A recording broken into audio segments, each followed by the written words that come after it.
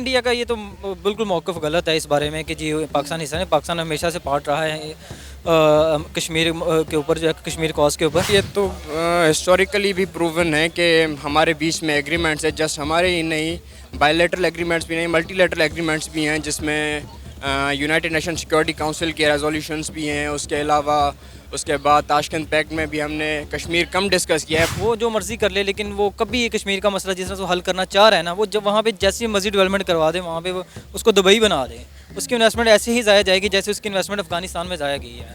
तो वो नहीं कामयाब हो सकता। इंडिया को ये चीज़ सोचनी चाहिए कि उसकी कश्मीर की आवाम उसके साथ नहीं है, नहीं है, नहीं। कश्मीर से लेना देना तो है हमारा, क्योंकि हमारे पास भी उसका कुछ पोर्शन है, लेकिन G20 समिट से नहीं है हमारा कोई भी लेना देना, क्योंकि हम उसका पार्ट ही नहीं है। ठीक है, अगर हम उसका पार्ट होते तो हमारा गुस्सा करना भी बनता था कि ना आपका ये समिट वहाँ पे नहीं होना चाहिए। इंडिया बेसिकली पैसे से उनकी ख़रीदना चाह रहा है, उनके जहनों को, उनके माइंड्स को, उनके आने वाली नस्लों को ख़रीदना चाह रहा है। मुझे नहीं लगता कि कश्मीरी इसके झांसे में आएंगे। वो आई थिंक तो इतने वो गैरतमंद हैं, ठीक है, कि वो इस चीज़ को कर लेंगे अगर उनमें गैरत है तो। इकबाल का शेर है कि गैरत है बड़ी चीज़ जहाने तको दो में, पहनाती है दरवेश को ताजे सरे दारा। अस्सलाम वालेकुम, नमस्ते, सत श्री अकाल। मैं हूं सना अमजद। नाज़रीन, जैसा कि आप सब जानते हैं कि एससीओ समिट इंडिया होस्ट कर रहा है। इस एससीओ समिट को अटेंड करने के लिए पाकिस्तान के foreign minister Bilawal Bhutto Zardari India गए और वहां जाकर उन्होंने कश्मीर के मुद्दे पर बात की।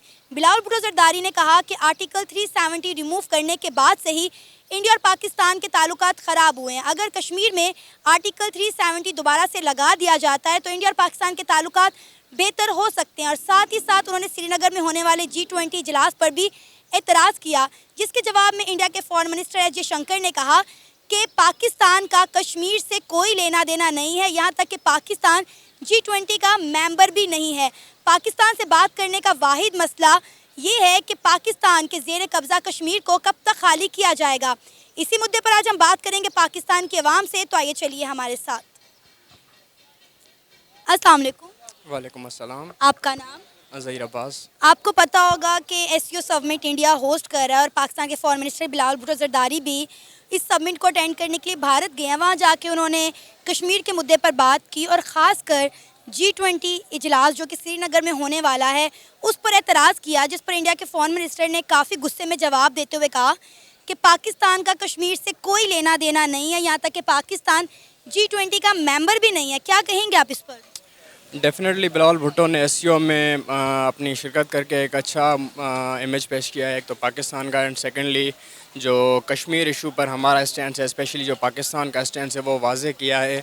और उसके बाद ये डिफ़ाइन किया है कि कश्मीर जस्ट एक इंडो पाक इशू नहीं है, ये एक ह्यूमैनिटेरियन इशू है, वो जो वहाँ लोग रहते हैं। और उसके अलावा जो इंडिया टाइम्स को उन्होंने इंटरव्यू दिया है उसमें भी उन्होंने अपना नैरेटिव बड़ा ही वाज़े उनके सामने रखा है कि अगर आप समझते हैं कि आप सही हैं तो आप प्लेबसाइड या रेफरेंडम को सपोर्ट क्यों नहीं कर रहे।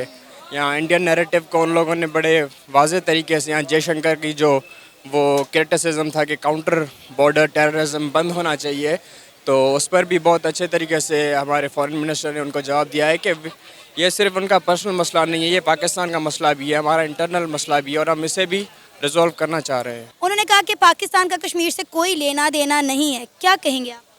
यार ये तो हिस्टोरिकली भी प्रूवन है कि हमारे बीच में एग्रीमेंट्स है, जस्ट हमारे ही नहीं, बायलैटरल एग्रीमेंट्स भी नहीं, मल्टीलैटरल एग्रीमेंट्स भी हैं, जिसमें यूनाइटेड नेशन सिक्योरिटी काउंसिल के रेजोल्यूशंस भी हैं। उसके अलावा उसके बाद ताशकंद पैक्ट में भी हमने कश्मीर कम डिस्कस किया है। बहरहाल डेफिनेटली इशू वही है और इसके root causes definitely pre partition से हैं या इंडिपेंडेंस के डे से ही हैं। तो डेफिनेटली ये एक सिर्फ 370 लागू कर देने से मेरा ख्याल है कि ये इंटरनल इंडियन टेरिटरी नहीं हो जाएगा, ये डेफिनेटली एक डिस्प्यूटेड टेरिटरी है आज भी।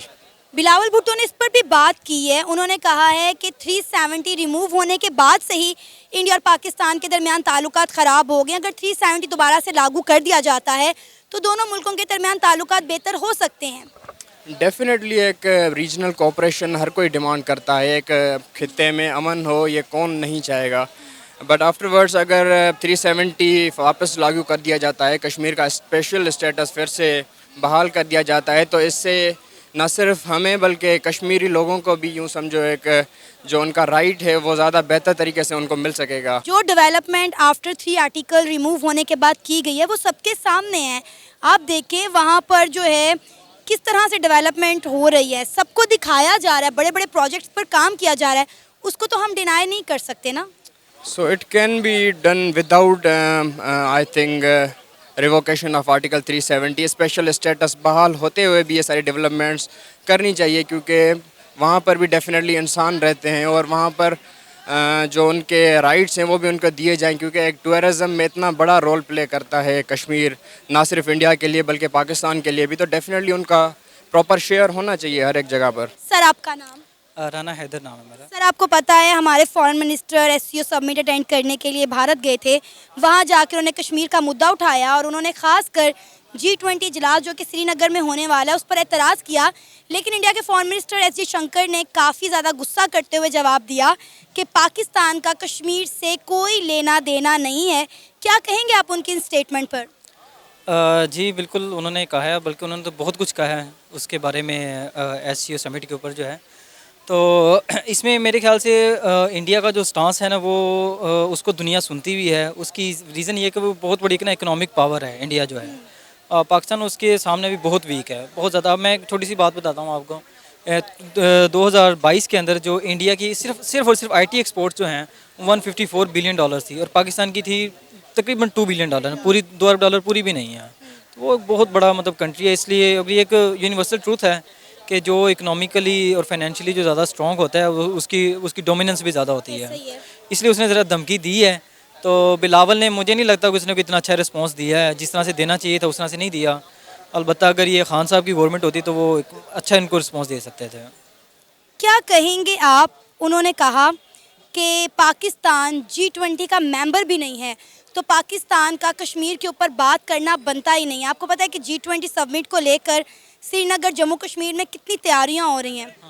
हाँ जी बिल्कुल, अपना उन्होंने वैसे ये इंडिया का ये तो बिल्कुल मौक़िफ़ गलत है इस बारे में कि जी पाकिस्तान हिस्सा है। पाकिस्तान हमेशा से पार्ट रहा है कश्मीर के ऊपर जो है, कश्मीर कॉज के ऊपर। तो ऑब्वियसली अपना जो है कश्मीर के ऊपर कश्मीरी अवाम की भी यही है कि उनकी बात सुनी जाए। उनको जो है एक अलग से जो है वो रहना चाह रहे हैं तो उनको रहने देना चाहिए। इंडिया जो मर्ज़ी कर ले, वो जो मर्ज़ी कर ले, लेकिन वो कभी ये कश्मीर का मसला जिस तरह से हल करना चाह रहा है ना, वो जब वहाँ पे जैसी मर्ज़ी डेवलपमेंट करवा दे, वहाँ पे वो उसको दुबई बना दे, उसकी इन्वेस्टमेंट ऐसे ही ज़ाया जाएगी जैसे उसकी इन्वेस्टमेंट अफ़गानिस्तान में ज़ाया गई है। तो वो नहीं कामयाब हो सकता। इंडिया को ये चीज़ सोचनी चाहिए कि उसकी कश्मीर की आवाम उसके साथ नहीं है, नहीं है, नहीं है। सर हमने बहुत सारे कश्मीरियों के इंटरव्यूज़ किए हैं, यकीन करें वो ये कहते हैं कि we are proudly Indian Kashmiri. ये सुनने के बाद आप क्या कहेंगे? आपको अभी भी लगता है कि वो पाकिस्तान के साथ इल्हाक करना चाहते हैं या इंडिया से अलग होना चाहते हैं? जब एक कश्मीरी ऑन कैमरा आकर कह रहा है कि I am proudly Indian Kashmiri, तो इससे बड़ी बात क्या होगी? इससे पीछे फिर बाकी क्या रह जाता है? मिस मेरे के मेजॉरिटी इज़ अथॉरिटी, ठीक है। तो ये ऐसे लोग कितने होंगे? 10% होंगे, 20% होंगे, 30% होंगे, मतलब। लेकिन अगर 30% भी हैं, 70% आवाम तो वही है जो अभी भी इस हक़ में नहीं है। वो बेसिकली वो ना इंडिया के साथ रहना चाह रहे हैं ना पाकिस्तान के साथ रहना चाह रहे हैं। वो कह रहे हैं हमें आज़ाद रहने दिया जाए, हम एक अलग से अपनी स्टेट बनाना चाहते हैं। तो ठीक है, इट्स ओके। अगर वो आज़ाद रहना चाहते हैं तो उनको रहने दिया जाए, उनकी ये इख्तियार है उन, क्योंकि वो पहले से भी एक रियासत थी ना। वो पाकिस्तान के साथ आना चाहते हैं ना इंडिया के साथ आना चाहते हैं। तो ये उनकी मर्ज़ी है, उनकी मर्ज़ी के मुताबिक ही वो फैसला होना चाहिए। हम बात करते हैं आर्टिकल 370। इवन के बिलावल भुट्टो जरदारी ने भी ये जाकर एससीओ समिट में यही कहा कि आर्टिकल 370 रिमूव होने के बाद इंडिया और पाकिस्तान के ताल्लुकात ख़राब हुए। अगर आर्टिकल 370 दोबारा से लागू कर दिया जाए तो दोनों मुल्कों के दरमियान ताल्लुकात बेहतर हो जाएंगे। लेकिन वहाँ की आवाम कहती है कि आर्टिकल 370 रिमूव होने के बाद जो डेवलपमेंट इंडिया की सरकार ने जम्मू कश्मीर में की है, हम उससे बड़ा खुश हैं, बड़ा सेटिस्फाइड हैं। और मेरा ख्याल है किसी भी आवाम को, वहाँ के रहने वाले लोगों को वहाँ की डेवलपमेंट से मतलब होता है कि उन्हें कितने रोज़गार के मौके मिल रहे हैं, कितनी रोज़मर्रा के वसाइल दस्तयाब हैं। बिल्कुल, ये तो आवाम को इसी चीज़ से मतलब होता है कि उनको मतलब क्या what they are gaining. But actually जो एक वहाँ पे जो तशद्दुद और जुल्म किया जा रहा है वहाँ पे सख्ती, आप देखें ना। कश्मीर का जो एरिया है, पाकिस्तान की टोटल जो आर्मी, कितना बड़ा पाकिस्तान है, उसकी टोटल आर्मी पाकिस्तान की 8 लाख राउंड अबाउट है, इतनी है। 8 लाख ही जो है आर्मी उसने अपने वहाँ डिपोर्ट की हुई है, सिर्फ कश्मीर के ऊपर की हुई है इंडिया ने। तो इसको एक मतलब जेल बनाया हुआ है, इस तरह से थोड़ी ना होता है वो। सर ये कहाँ देखा आपने? आपने देखा? फैक्ट्स हैं ये, मतलब फिगर्स हैं। आपने देखा खुद? मीडिया पे रिपोर्ट होती हैं। अच्छा, मैं आपको बता दूं, अभी जो है ये तकरीबन 2-3 हफ्ते पहले की बात है, इंडिया ने अपनी सारी आर्मी वहाँ से विड्रॉ करवा ली है।